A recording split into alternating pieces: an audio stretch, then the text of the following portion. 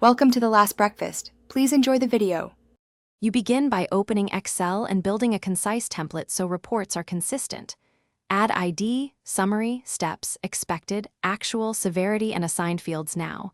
This ensures quick triage later. Once done, add metadata like date, reporter, and environment, Windows 10, Chrome 115, etc. Make the ID pattern project 001 to keep ordering predictable. Freeze the header row and format as a table to enable filters immediately. This lets you sort by severity and find recent reports without delay.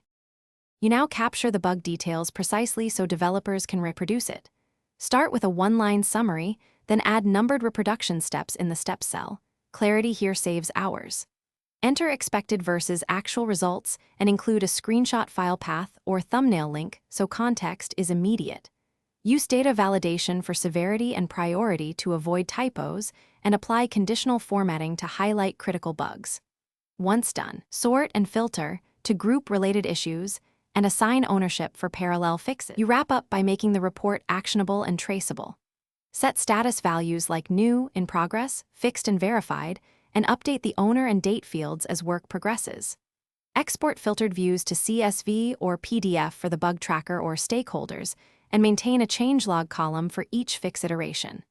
If formulas break, check for merged cells and inconsistent headers, unmerge and align headers, then refresh formulas. That usually resolves reference errors quickly and keeps the sheet reliable.